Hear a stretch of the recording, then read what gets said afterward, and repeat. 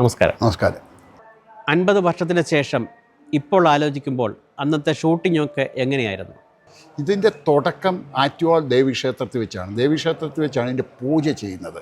ഇപ്പോൾ ലാൽ പറഞ്ഞൊരു വാക്കുണ്ട്, അവൻ്റെ ജീവിതത്തിൽ 2 നല്ല കാര്യങ്ങളാണ് ഏറ്റവും നല്ല കാര്യങ്ങൾ. ഒന്ന് അവൻ്റെ കല്യാണം, ശുചിയായിട്ടുള്ള കല്യാണം. അത് താലി കിട്ടിയത് ആറ്റുവാക്കോൽ ക്ഷേത്രത്തിലാണ്. അതുപോലെ അവൻ്റെ ജീവിത തുടക്കം, അവൻ്റെ ആദ്യത്തെ സിനിമയുടെ തുടക്കം തുടങ്ങിയതും ആറ്റുവാക്കോൽ ദേവീക്ഷേത്രത്തിലാണ്. 2 സക്സസ്സാണ്. അതൊരു വലിയ കാര്യം. ആറ്റുവാക്കോൽ ദേവി ലാലിൻ്റെ അമ്മയ്ക്ക് ഭയങ്കര വിശ്വാസമായിരുന്നു ആറ്റുവാക്കോൽ ദേവി. എൻ്റെ അമ്മയ്ക്ക് വലിയ വിശ്വാസമാണ്. ആറ്റുവാക്കോൽ ക്ഷേത്രത്തിൽ വെച്ച് പൂജ ചെയ്തിട്ട് ഞങ്ങൾ നേരെ പോകുന്നത് ലാലിൻ്റെ വീട്ടിൻ്റെ മുമ്പിൽ വെച്ചാണ് ഷൂട്ടിംഗ് സ്റ്റാർട്ട് ചെയ്യുന്നത്. അതായത് ആ ഫ്രണ്ട് ഗേറ്റിൻ്റെ അടുത്ത് ആ ഇറക്കത്തിലാണ് ഫസ്റ്റ് ഷോട്ട് എടുക്കുന്നു. ആ ഫസ്റ്റ് ഷോട്ട് ഓക്കെ, ഒരു നടൻ്റെ എനിക്ക് തോന്നുന്നില്ല ജീവിതത്തിൽ ഫസ്റ്റ് ഷോട്ട് ഓക്കെ ആകാൻ വലിയ പ്രയാസമാണ്. ലാലിൻ്റെ ആദ്യത്തെ ഷോട്ട് ഓക്കെയാണ്. അത് മോശപ്പെട്ട ഷോട്ടും അല്ല, ഏറ്റവും നല്ല ഷോട്ടായിരുന്നത് എടുക്കുന്നത്. ലാൽ എപ്പോഴും പറയും, ഏത് സിനിമ തുടങ്ങുമ്പോഴും അളിയാ നിന്നെപ്പറ്റി എൻ്റെ മനസ്സിൽ ആലോചിച്ചിട്ട് ഞാൻ ചെയ്യുള്ളൂ. അത് നമുക്ക് കിട്ടിയ ഒരു ഗുരുത്വമാണത്. നമ്മുടെ ജീവിതത്തിൽ അങ്ങനെയൊക്കെ ആരും ചിന്തിക്കണമെന്നില്ല. സിനിമ ഷൂട്ടിംഗ് തുടങ്ങുന്നതിൻ്റെ ഫസ്റ്റ് ഷോട്ട് എടുക്കുമ്പോൾ ഞങ്ങൾ അളിയനെന്ന് പറഞ്ഞ് നടക്കുന്ന ഒരു സ്കൂട്ടറിൽ ഒരു സൈക്കിളിൽ ഒരുമിച്ച് വളർന്ന് അവൻ എൻ്റെ കാലെ തൊട്ട് വന്നിച്ചിട്ടാണ് ആദ്യത്തെ ഷോട്ട് എടുക്കുന്നത്. അതിൻ്റെ ഒരാവശ്യമില്ല. ഞാൻ വലിയ ഞാൻ ഇത് അന്ന് വരെ ഡയറക്റ്റ് ചെയ്തിട്ടില്ല ലാലെന്ന്. പക്ഷേ അത് ഗുരുത്വം ലാലിൻ്റെ, ഞാൻ പറഞ്ഞില്ല, മോഹൻലാലിൻ്റെ ഈ വിജയത്തിൻ്റെ മെയിൻ കാരണം ഗുരുത്വമാണ്.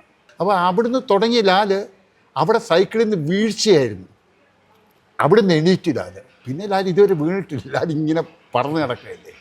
അതിലെ നായിക രേണുചന്ദ്രയിലേക്ക് എങ്ങനെയാണ് വന്നത്? രേണുചന്ദ്ര എന്ന് പറഞ്ഞാൽ നമുക്കൊരു നായിക ഒന്നും ആരെ കിട്ടുമെന്ന് നമുക്കില്ല. ആദ്യം പോയി കാണുന്നത് അംബിക ആണ് ആദ്യം അഭിനയിക്കാൻ വന്നത്. അംബികയുടെ അമ്മയും കൂടെ കാണാൻ വന്നു ഞങ്ങളെ അഭിനയിക്കാനായിട്ട്. അപ്പം അംബിക അഭിനയിച്ചിട്ടൊന്നുമില്ല. അപ്പോൾ ഞാൻ ലാലും ഉണ്ട്. അപ്പോൾ നമ്മളന്ന് ഇൻ്റർവ്യൂ എന്നൊക്കെ പറഞ്ഞിട്ടുണ്ട്, വരുന്നവരെ ഒന്ന് ഇൻ്റർവ്യൂ ചെയ്യുക എന്നൊക്കെ പറഞ്ഞു. അങ്ങനെ അംബികയും വന്നു. അപ്പോൾ അവരോട് പറഞ്ഞു ഇങ്ങനെ. അപ്പോൾ ക്യാരക്ടർ അവർക്ക് ഈ സബ്ജക്റ്റ് പറയുമ്പോൾ അവർക്ക് ആ സബ്ജക്റ്റ് അങ്ങോട്ട് ഇതായിട്ടില്ല. അപ്പോൾ അത് കുറച്ച് ഫാക്റ്റി ഒരു കുട്ടിയാണ്. ആ കുട്ടി അന്ന് മെലിഞ്ഞതാണ്. അപ്പോൾ അവരോട് ഞങ്ങൾ പറഞ്ഞു നിങ്ങൾ മെലിഞ്ഞാണ് ശരിയാകത്തില്ലെന്ന് പറഞ്ഞു. പക്ഷെ അത് കഴിഞ്ഞ് ഇവരെ പലപ്പോഴും ഇവർ സൂപ്പർ ആർട്ടിസ്റ്റ് ആയപ്പോൾ എന്നെ വിളിച്ചിട്ട് പറയും നമ്മൾ പോരില്ലേ മെലിഞ്ഞതായില്ലേ ഇന്ന് കളിയാക്കാറുണ്ട്. പക്ഷേ ഷീസ് എ ഗ്രേറ്റ് ആർട്ടിസ്റ്റ്. അപ്പോൾ അങ്ങനെ അവർ കിട്ടാതായപ്പം പൂജപ്പരിയാണ് ഈ രേണുചന്ദ്ര. അപ്പോൾ ഒരാൾ വിളിച്ചു, നല്ല ഡാൻസർ ചന്ദ്രശേഖരൻ്റെ ഒരു മോളുണ്ട്, സുന്ദരിയാണ്, നന്നായിട്ട് ഡാൻസ് ചെയ്യും, അഭിനയിക്കാൻ താല്പര്യമുണ്ടെന്ന് പറയുന്നു. അങ്ങനെ ആ രേണുവിൻ്റെ ബ്രദറ് ഞങ്ങൾക്കറിയാം, പൂജപ്പുരയാകുമ്പോൾ നമുക്കറിയാം. അങ്ങനെ ആ കുട്ടിയെ അവിടെ പോയി കാണുന്നു. അതിൻ്റെ അമ്മയും കൂടെ വരുന്നു, അതിനെ അഭിനയിപ്പിക്കുന്നു. ആ കുട്ടിയുടെയാണ് സിനിമ എന്ന് പറയുന്നത് സത്യം പറഞ്ഞാൽ. തിരനോട്ടത്തിൻ്റെ അന്നത്തെ കാസ്റ്റിംഗ് രവികുമാർ, രേണുചന്ദ്ര, വില്യം ഡിക്രൂസ്, പിന്നെ ചന്ദ്രമോഹൻ ഗോപൻ തുടങ്ങിയ കുറേ പുതുമുഖങ്ങൾ. എങ്ങനെയാണ് ഈ കഥയിലേക്ക് എത്തിയത്? രവികുമാറാണ് എനിക്ക് പറയാൻ ഒരു ഹീറോ സങ്കല്പം. വേണിച്ചേട്ടനെയാണ് ഉദ്ദേശിച്ചത്. ഇതുപോലെ വേണിച്ചേട്ടൻ്റെ അടുത്ത് പോകുന്നു. വേണിച്ചേട്ടൻ എൻ്റെ പൊന്നെ നമുക്ക് വയ്യ, എന്താ ചെയ്യുന്നതെന്ന് അറിഞ്ഞല്ലോ. അപ്പോൾ പറഞ്ഞു രവികുമാർ തിരുവനന്തപുരത്ത് വെച്ചാൽ രവികുമാറിൻ്റെ സൂപ്പർ സ്റ്റാറാണ്. രവിയെ പോയി കാണുമ്പോൾ രവി പറഞ്ഞു ഞാൻ അഭിനയിക്കാമെന്ന് പറയുന്നു. രവി അഭിനയിക്കുന്നു. വില്യം ഡിക്രൂസ്, രവികുമാർ, ചന്ദ്രമോഹന്, ലാല്, നാടക ആർട്ടിസ്റ്റുകളുണ്ട്, കുറച്ച് പേരുണ്ടായിരുന്നു നാടകത്തിലൊക്കെ. നാരായണൻ എന്ന് പറഞ്ഞൊരു അദ്ദേഹം വലിയൊരു ഈ നാടക മേക്കപ്പ് മാനായിരുന്നു. അദ്ദേഹമായിരുന്നു എൻ്റെ മേക്കപ്പ് മാൻ. പിന്നെ അത് എഡിറ്റ് ചെയ്തത് അന്നത്തെ വലിയ എഡിറ്റർ ശങ്കുണ്ണിയേട്ടനാണ്. ആരും മോശക്കല്ല. മ്യൂസിക് ചെയ്തത് രാധാകൃഷ്ണൻ ചേട്ടന്, ലിറിക്സ് കുറുമ്പു സാറ്, പാടിയത് ദാസേട്ടന്, എസ് ജാനകി. ഞാൻ സിനിമയുടെ ടെക്നിക്കൽ സൈഡ് എല്ലാം ഏറ്റവും നല്ല ആളുകളാണ് വന്നിരിക്കുന്നത്. അതിനുശേഷമാണ് കൂലി എന്നുള്ള. അത് കഴിഞ്ഞാണ് കൂലി സുരേഷ് ചെയ്തത്, മമ്മൂക്ക വെച്ച് ചെയ്തത്. കൂലിക്കകത്ത് പിന്നെ സുരേഷ് കുമാർ ആദ്യമായിട്ട് പ്രൊഡ്യൂസറാകുന്നു. അന്നത്തെ ഇതുപോലെ പാട്ട് പാടാനായിട്ട് ദാസേട്ടനാണ് അന്ന് പാടേണ്ടത്. അപ്പോൾ ദാസേട്ടൻ നമ്മൾ തിരുവനന്തപുരത്ത് വെച്ചാണ് തരങ്ങണി വെച്ചാണ് റെക്കോർഡിങ്. അപ്പോൾ പാട്ട് മ്യൂസിക് ചെയ്ത് കഴിഞ്ഞാൽ പാട്ട് പാടിക്കഴിഞ്ഞപ്പോൾ ഞാൻ ദാസേട്ടനടുത്ത് പറഞ്ഞു ഒരു പാട്ട് എൻ്റെ കൂടെ പഠിച്ച ശ്രീകുട്ടന്, ശ്രീകുമാറിന് ഒരു പാട്ട് പാടിക്കാമെന്ന് ചോദിച്ചു. അപ്പോൾ പേടിയാണ് ദാസേട്ടനോട് അങ്ങനെ ചോദിക്കാൻ പാടില്ല. അപ്പോൾ ദാസേട്ടന് വേണ്ടി ട്രാക്ക് പാടിയിരിക്കാം. ഇപ്പം ദാസേട്ടൻ ഒന്ന് കേട്ടു നോക്കും, നല്ല വോയിസാന്ന് പറഞ്ഞു. അങ്ങനെ വോയിസ് കേട്ടപ്പോൾ ദാസേട്ടൻ ഇത് ശ്രീകുട്ടനല്ലേ, രാധാകൃഷ്ണൻ്റെ അനിയല്ലേ, നമ്മളത് നമ്മൾ ഒന്ന് പാടി. അപ്പോൾ പുള്ളി ചിരിച്ചുകൊണ്ട് പുള്ളി വളരെ സന്തോഷം പാടട്ടെ ശ്രീകുട്ടൻ. അപ്പോൾ അതുകൊണ്ട് ശ്രീകുട്ടൻ അതിൽ കൂടെയാണ് ആദ്യമായിട്ട് ശ്രീകുട്ടൻ പാടുന്നത്.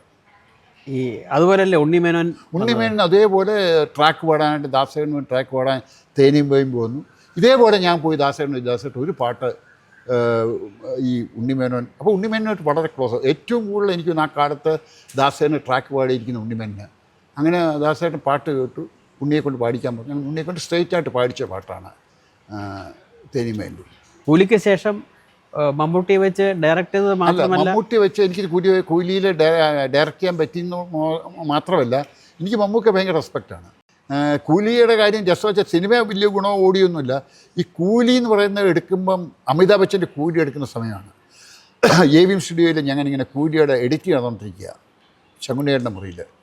അപ്പോൾ ഈ കൂലി എന്നുള്ള ടൈറ്റിൽ പോലും ആർക്കും എടുക്കാൻ പറ്റില്ല. വെച്ചാൽ അതിൻ്റെ മൻമോഹൻ ദേശായി അദ്ദേഹം തോന്നുന്നു ആരോണ്ടാണ് പ്രൊഡ്യൂസർ. അതിൻ്റെ എല്ലാ ലാംഗ്വേജിലും അത് രജിസ്റ്റർ ചെയ്തു. നമ്മൾ ഈ സൗത്ത് ഇന്ത്യൻ ഫിലിം ചേംബറിൽ അന്ന് പൈസ കൊടുത്താൽ ടൈറ്റിൽ കിട്ടും. 500 രൂപ കൊടുത്തിട്ട് ആ കൂലി നമ്മൾ മലയാളത്തിലെടുക്കും, എടുക്കാൻ പാടില്ലാത്ത. അപ്പോൾ അതിൻ്റെ ഷൂട്ടിങ്, അതിൻ്റെ എഡിറ്റിങ് നടക്കുമ്പോൾ ഞാനിങ്ങനെ എഡിറ്റിങ് നടന്നുകൊണ്ടിരിക്കും. ഞാനിങ്ങനെ നോക്കിയപ്പോൾ ഇങ്ങനെ ഒരാളെ നോക്കുമ്പോൾ ഒരു ബനിയൻ, ഞാൻ ഇങ്ങനെ നോക്കുമ്പോൾ അമിതാഭ് ബച്ചൻ. അദ്ദേഹം ഇത് നോക്കുക, അദ്ദേഹം ശങ്കുണ്ണിയേട്ടൻ ഇത് മറ്റേ അദ്ദേഹത്തിൻ്റെ നമ്മുടെ കൂലിയാണെങ്കിൽ അദ്ദേഹത്തിന് ഇല്ലാട്ടിയേ. അപ്പോൾ ശങ്കുണ്ണിയേട്ടൻ ഇത് ആ കൂലിയൊന്നുമല്ല, ഇത് പിള്ളേരുടെ കൂലിയാണ്. അങ്ങനെ അമിതാഭ് ബച്ചനെ അവിടെ വെച്ചാണ് കാണുന്നത്. ഇത് കഴിഞ്ഞ് കിളിക്കൊഞ്ചൽ എന്നൊരു സിനിമ, അതെ, എടപ്പഴഞ്ഞി വേലപ്പൻ ആദ്യമായി നിർമ്മിച്ച ചിത്രം, മോഹൻലാലിൻ്റെ സഹോദരൻ പ്യാരിലാൽ അഭിനയിച്ച ഏക ചിത്രം, അതെ. പിന്നെ ദർശൻ രാമൻ ബിച്ചു തിരുമല കൂട്ടുകെട്ടിൻ്റെ ഒരു സിനിമ, അതെ. ചിത്രാഞ്ജലിയിൽ ജോലി ചെയ്തിരുന്ന ഗോപിനാഥ് ക്യാമറ വർക്ക് ചെയ്ത ഒരു സിനിമ. അതായത് അത് ശരിക്കും പറഞ്ഞാൽ കിളിക്കൊഞ്ചലും പ്യാരി ആണ്, പ്യാരിയാണ് അതിനകത്ത് ഹീറോ. അതൊരു ജ്യേഷ്ഠനും അനുജനും തമ്മിലുള്ള സിനിമയാണ്. ചേട്ടനും അനിയനും തമ്മിലുള്ള റിലേഷൻഷിപ്പാണ്. പ്യാരിയെ ചേട്ടനും ലാൽ അനിയനുമായിട്ട് തന്നെ അഭിനയിച്ചു. പക്ഷേ ആ പടം മോശമില്ലാതെ പോയ പടമാണ്. പ്യാരി മനോഹരമായി അഭിനയിച്ചൊരു പടമാണ്. അതുപോലെ ലാലും അഭിനയിച്ചു. അതിനകത്ത് വേറൊരു നടി വന്നത് രസമല്ല, ഒരു വലിയൊരു ഫേമസ് അവരുടെ വിജയശ്രീയുടെ സഹോദരിയുടെ മോളാണ് അതിനകത്ത് ഹീറോയിന്. വിജയശ്രീ അന്നത്തെ ഏറ്റവും വലിയ സൂപ്പർ സ്റ്റാർ ആയിരുന്നു ഹീറോയിൻ. അവരുടെ മോളാണ് അതിനകത്ത് ഹീറോയിനായിട്ട് അഭിനയിച്ചത്. അപ്പോൾ എല്ലാ പടത്തിനകത്തും എന്തെങ്കിലുമൊക്കെ ഒന്ന് കാണിച്ചു. ഒന്ന് പ്യാരി, റാണി പത്മിനിയുടെ അവസാന കാലത്ത് റാണി പത്മിനിയുടെ ലാസ്റ്റ് ഫിലിമായിരുന്നു റാണി പത്മിനിയുടെ ലാസ്റ്റ് ഫിലിമായിരുന്നു. സിനിമാ രംഗത്ത് കുറേ വർഷത്തെ ഇടവേളയ്ക്ക് ശേഷമാണ് ആയിരപ്പറ എന്നൊരു സിനിമയുമായി വരുന്നത്. അതെ, ശ്രീകാന്തിനോടൊപ്പം ചേർന്ന് നിർമ്മിച്ച ഒരു സിനിമ. അതെ, നിർമ്മാതാവിൻ്റെ റോളിൽ വന്ന സിനിമ. അതെ, അത് ആയിരപ്പറ എന്ന് പറയുന്നത് ഇതുപോലെ ശ്രീകാന്ത് എൻ്റെ ഫ്രണ്ടാണ് പൂജപ്പുരയുള്ള. അപ്പോൾ ഞാൻ ശ്രീകാന്തോട് വിചാരിച്ചു ഒരു പടം ചെയ്യാം. അപ്പോൾ അന്ന് പടം ചെയ്യാൻ പൈസ വേണം. എൻ്റെ പൈസയൊന്നുമില്ല ശ്രീകാന്ത്. പക്ഷെ അന്നും മമ്മൂട്ടിയുടെ ലാലിൻ്റെ ഡേറ്റ് ഉണ്ടെങ്കിൽ ഫിനാൻസ് കിട്ടും. അപ്പോൾ ഞാൻ വിചാരിച്ചു നമുക്ക് ഈ പ്രാവശ്യം മമ്മൂട്ടിയായിട്ട് തൊട്ട് പോവാം. അപ്പോൾ അങ്ങനെ മമ്മൂക്ക അന്ന് ഐഡിയയിൽ എറണാകുളത്ത് അതിൻ്റെ പേര് ഹോട്ടൽ ഗ്രാൻഡ് താമസിക്കുക.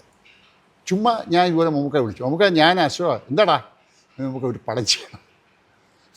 പുള്ളി ആദ്യം ചീത്ത വിളിക്കും. ഞാൻ എറണാകുളത്തോട്ട് വരാൻ പറഞ്ഞു. ഞാൻ ചെന്നു. അപ്പോൾ ഞാൻ ചെന്നപ്പോൾ അവിടെ ബ്രേക്ക്ഫാസ്റ്റ് കഴിക്കുക.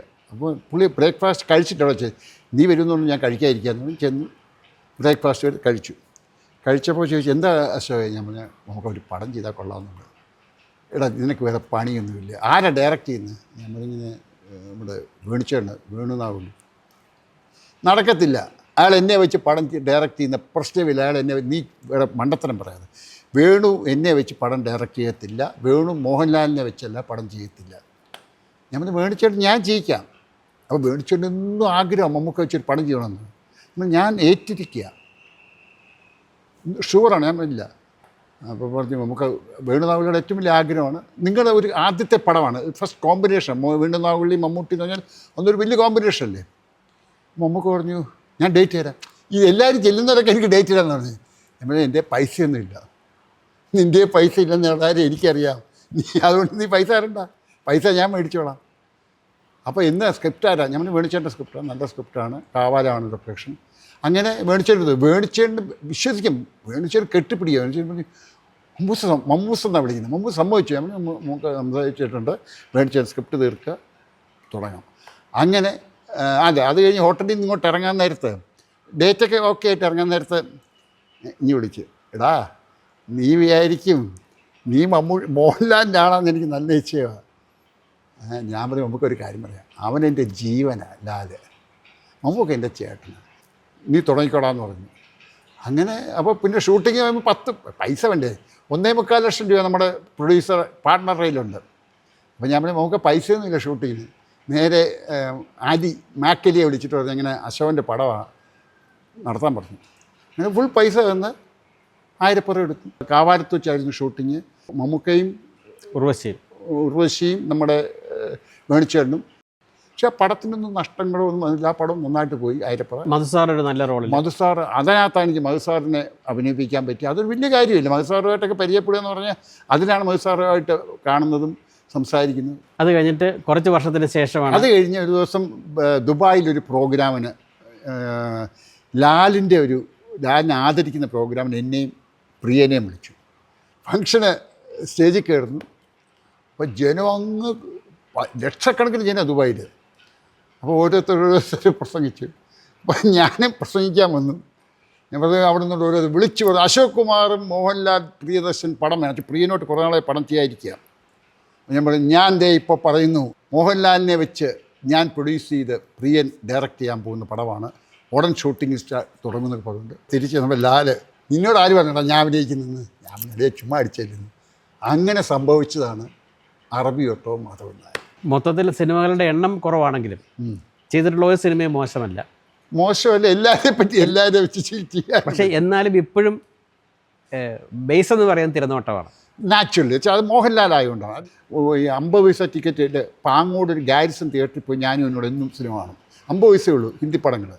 ശ്രീകുമാർ തിയേറ്ററിൽ പോയി ചെങ്കള്ളൂർ അമ്പലത്തിൽ ഉത്സവം പ്രമാണിച്ച് രാത്രി വീട് മതിലയാടി സൈക്കിളിൽ നേരെ പോയി ശ്രീകുമാർ തിയേറ്ററിൽ പോയി. അപ്പോൾ ഇങ്ങനെ ജീവിതത്തിൽ ഞാനിപ്പോഴും ലാലിനെ കാണുന്ന ഞാൻ ഡയറക്ടറായിട്ടോ മോഹൻലാൽ എന്നുള്ള നടനായിട്ടല്ല, എൻ്റെ ഒരു പഴയ കൂട്ടുകാരൻ എന്നുള്ളതിനപ്പുറം ഞാനത് കൂടുതൽ ചിന്തിക്കാറില്ല ലാലിനെ പറ്റി. ഈ ലാലിൻ്റെ അഭിനയത്തെപ്പറ്റിയൊക്കെ ഗോലക്ഷനോട് ചോദിച്ചാൽ എനിക്കൊന്നും പറയാനറിയില്ല. It's a great artist. നമുക്ക് ലാലിൻ്റെ അഭിനയത്തെപ്പറ്റി അളക്കാനുള്ള അത് വലിയ വലിയ ഡയറക്ടേഴ്സ് ഒരുപാട് പേരുണ്ട്.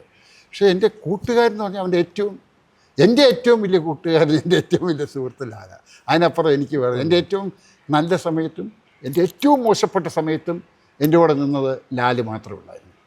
അപ്പോൾ അതെനിക്ക് മറക്കാം. ഇപ്പോൾ എൻ്റെ മോടെ കല്യാണത്തിന് ഗോലക്ഷം ഉണ്ടായിരുന്നില്ല.